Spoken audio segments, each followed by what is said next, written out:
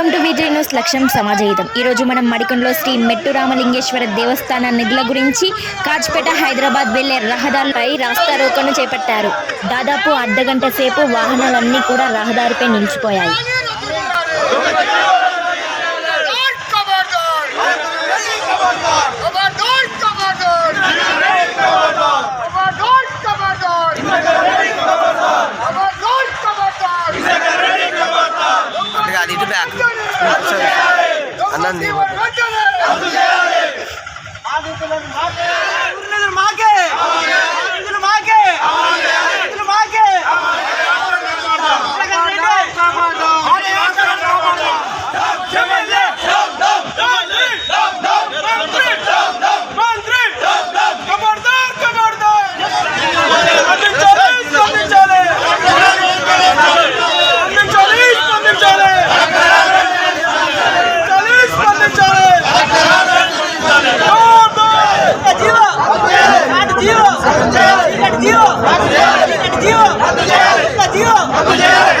ఓం మెట్టు రామలింగేశ్వరాయ నమః.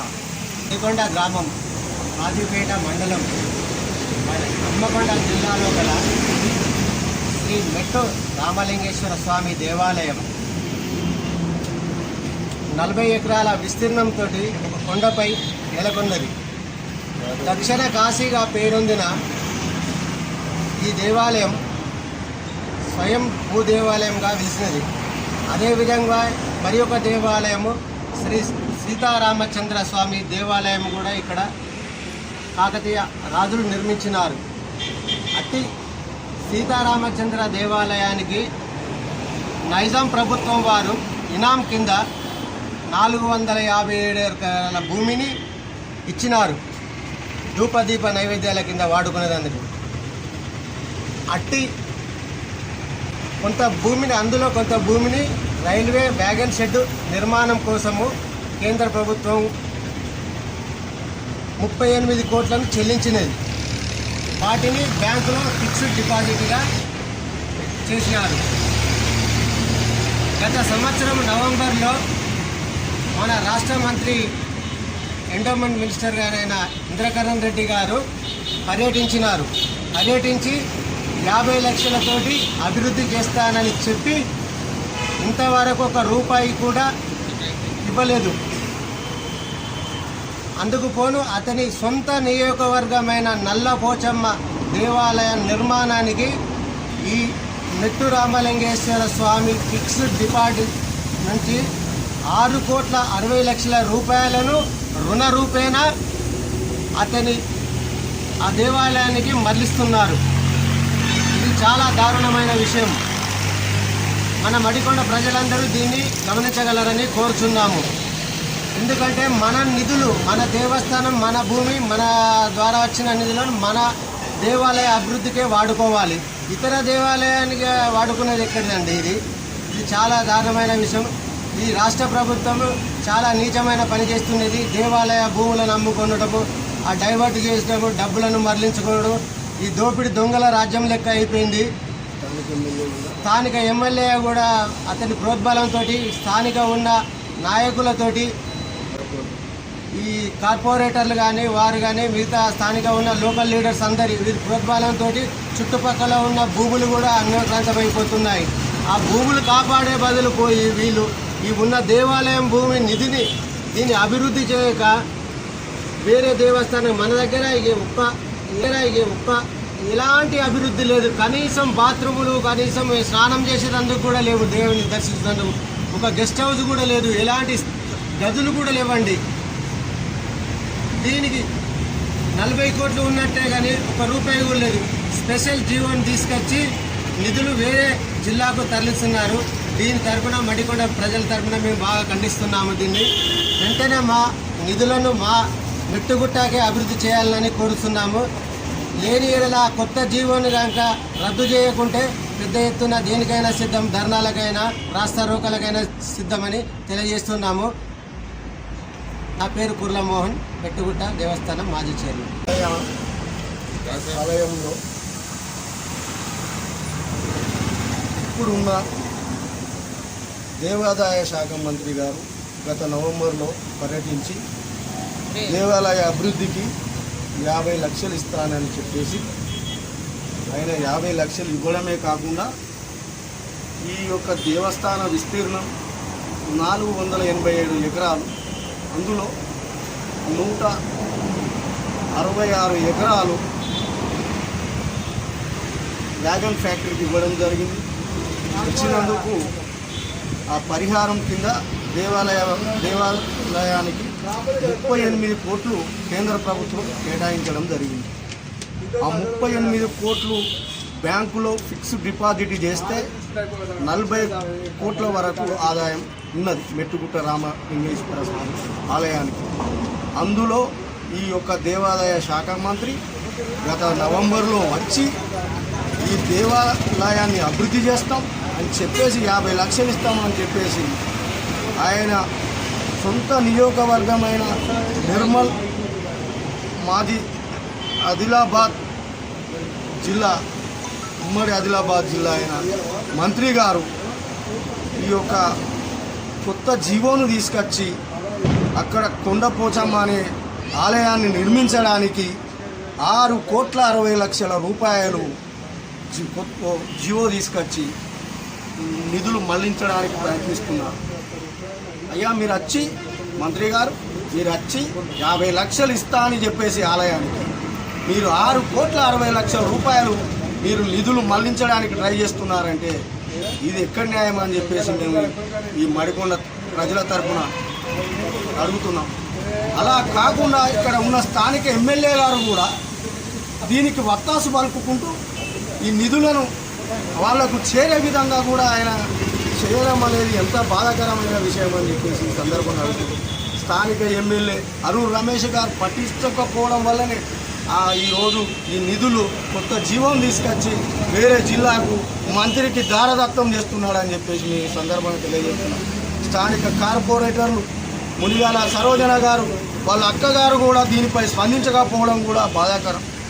నీకు ఓటుకు కోట్లు ఖర్చు పెడతావే కానీ ఆలయ నిధులు పోతుంటే నువ్వు మందలించకపోవడం ఇది బాధాకరం అని చెప్పేసి ఈ సందర్భంగా తెలియజేస్తున్నాం.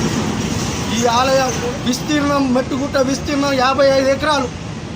ఈ 55 ఎకరాలలో ఈ ఆలయాన్ని ఉన్న ఫండ్తోటి ఎంతో అభివృద్ధి చెందవచ్చు. దక్షిణ కాశీగా పేరు పొందిన మెట్టు రామలింగేశ్వర స్వామి ఆలయాన్ని అభివృద్ధికి నోచుకోకపోవడం నీలాంటి శాసనసభ్యులు ఉండడమే అని చెప్పేసి దురదృష్టకరం అని చెప్పేసి సందర్భంగా తెలియజేస్తున్నాం. అయ్యా రమేష్ గారు ఇప్పటికైనా కూడా మేము మడికొండ ప్రజల తరపున చెప్పదలుచుకున్నాం. ఈ జీవోను వెంటనే రద్దు చేసి మన ఆలయ నిధులు ఆలయానికి ఉండే విధంగా ఆలయ నిధులను ఆలయానికే కేటాయించి అభివృద్ధి చేయాలని చెప్పేసి తెలియజేసుకుంటూ మీరు వెంటనే మంత్రి గారితో మాట్లాడి ఆ జీవోను రద్దు చేయించాలి, లేనిచో మేము ప్రగతి భవన్ కూడా ముట్టడిస్తామని చెప్పేసి ఈ సందర్భంగా తెలియజేస్తున్నాం. అయ్యా ఎమ్మెల్యే ఇంతటితోటి ఆగం, మేము వెంటనే రద్దు చేయని ఎడల మేము 10,000 మందితో కూడా మేము సెక్రటరేట్ ముట్టడికి మేము ప్రగతి భవన్ ముట్టడికి కూడా వెళ్తామని చెప్పేసి తెలియజేసుకుంటూ 46వ డివిజన్ కాంటెస్ట్ కార్పొరేటర్ బస్కుల శంకర్. ఓం నమ శివాయ.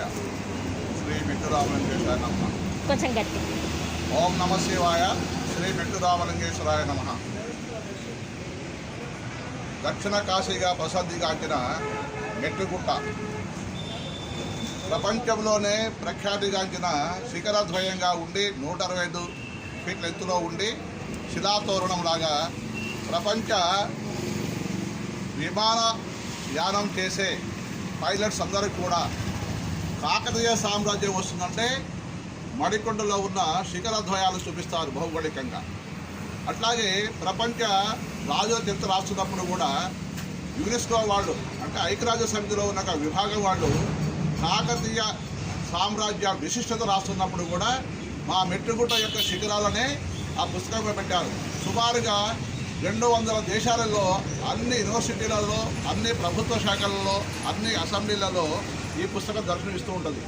అట్లా దర్శనమిచ్చే పుస్తకం ఉన్న ఆ మా మెట్టుగుట్ట శిఖరాలకు ఉన్న ఆ గుట్టని గుడి లింగాన్ని మింగనీకి మిగులు నిధులు ఉన్నాయని చెప్పి పాతాళ పోసిటీ మాటలు మాట్లాడే రాష్ట్ర ప్రభుత్వ ముఖ్యమంత్రి మంత్రిమండలిలో ఉన్న మంత్రులందరూ కూడా వరంగల్ జిల్లాలో ప్రాచీన వరంగల్ జిల్లాలో కాకతీయ సామ్రాజ్యంలో నడిబొడ్డులో ఉండి ఎంతో అభివృద్ధికి నోచుకున్న ఈ గుట్టని ఏమాత్రం కూడా నిధులు కేటాయించకుండా నిధులు నియామకాలు నీళ్లు మాయని చెప్పేసి గుడిని గుడి లింగాన్ని గుడి నిధులని కూడా స్వహా చేసే రాష్ట్ర ప్రభుత్వం యొక్క జీవోలని మంత్రిమండలిని ముఖ్యంగా దేవాలయ శాఖ మంత్రిని వెంటనే బర్తరఫ్ చేయాలి.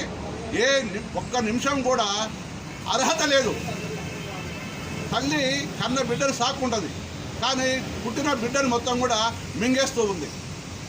సుమారుగా 40 ఎకరాల భూమి, 40 ఎకరాల భూమి అంటే దాదాపుగా మరికొండ ప్రాంతంలో బయట ఎకరానికి 1-2 కోట్లు ఉంటే ప్రాంతీయ అభివృద్ధి కోసమని రైల్వే శాఖకి దేవాలయం హైకోర్టు పర్మిషన్ ఇచ్చి దేవాలయంకి కేంద్ర ప్రభుత్వం ద్వారా వచ్చిన 38 కోట్లు వడ్డీతో 42 కోట్లని అట్లా దాంట్లో సుమారుగా 10 కోట్ల రూపాయలు ఎత్తుకుపోతున్న ఈ తెలంగాణ ప్రభుత్వాన్ని, ఈ టీఆర్ఎస్ ప్రభుత్వాన్ని వెంటనే నైతికంగా రాజీనామా చేసే వాళ్ళు ఈ యొక్క దేవాలయాన్ని కాపాడాలి. స్థానిక ప్రజలు ఏమాత్రం క్షమించరు దీన్ని. కాబట్టి రాష్ట్ర ప్రభుత్వానికి, మంత్రికి, స్థానికంగా ఉన్న ఎమ్మెల్యేలకి, ఎంపీలందరూ కూడా హెచ్చరిస్తున్నాము. ఈ యొక్క జీవోలను కానీ నిధుల తరలింపు కానీ దేవాలయ అభివృద్ధిని కానీ చేయడంతో ఎమ్మటే వాళ్ళు మా రామలింగేశ్వర స్వామి కాడికి వచ్చి ముక్కునేలు రాసి రాజీనామా చేసి ఇళ్లలో కూర్చోవాలి. లేకపోతే మేమే వాళ్ళని ఇళ్లలో కూర్చునే విధంగా చేస్తారని కూడా మేము వెనకాడం. ఎంతో కష్టపడి మా మాజీ చైర్మన్ ఆధ్వర్యంలో విజయ్ గారు మేము ఎంతో కష్టపడి అనగారి ఉన్న దేవాలయాన్ని మేము అభివృద్ధి చేసి ఎంతో ముందుకు తీసుకుపోతుంటే కొత్తగా వచ్చిన మిగులు రాష్ట్ర ప్రభుత్వం దొంగల్లాగా, పట్టాపగలు దొంగల్లాగా రాష్ట్ర మంత్రులు, జిల్లా మంత్రులు, ఎమ్మెల్యేలు, ఎంపీలు, అధికారులు, అనధికారులు, దేవాలయ commissioner, deputy commissioner, DC, AC, EO, clerk, ప్యూన్టో, ప్రిన్సిపల్ సెక్రటరీ, మంత్రి మండలి మొత్తం కూడా గుట్ట మీదకి వచ్చి మంచి విచారించి పట్టాపగలే దొంగతనం చేస్తుంది. దొంగలను ఎమ్మటే న్యాయస్థానంలో పట్టించి వీళ్ళకి శిక్ష వేయించాలని కూడా నేను ప్రజా సంఘాల తరఫున మాజీ ధర్మకర్తగా డిమాండ్ చేస్తున్నాను. కాబట్టి వరంగల్ చరిత్ర బహుశా మంత్రి గారికి ఇక తెలియదు కావచ్చు. ప్రపంచంలో కాశీకి ఎంత పేరుందో మా మెట్రో కూడా అంత పేరుంది. వరంగల్ నగరం కూడా కాకతీయ కాలంలో శైవం బాగా అభివృద్ధి చెందింది. ఈ వరంగల్ నగరిక చారిత్రక ప్రత్యేకత ఏ మాత్రం కూడా తెలియని ఈ తెలంగాణ ప్రభుత్వం సాహితీవేత్తలు చెప్పే ముఖ్యమంత్రి కానీ, మంత్రిమండలిలో ఉన్న దేవశాఖ మంత్రి కానీ వరంగల్ చరిత్రలో ఇంచు కూడా తెలియదు. ఒక్క చిన్న విషయం కూడా తెలియదు. వరంగల్ మహానగరం అంటే వీళ్ళు ఊహించినట్టు ఏదో మట్టిగడ్డ కాదండి. ఇది ఈ నగరంలో 5 ప్రధాన దేవాలయాలు ఉంటాయి. ప్రపంచంలో సృష్టి మొత్తానికి కారణం పంచభూతాలు.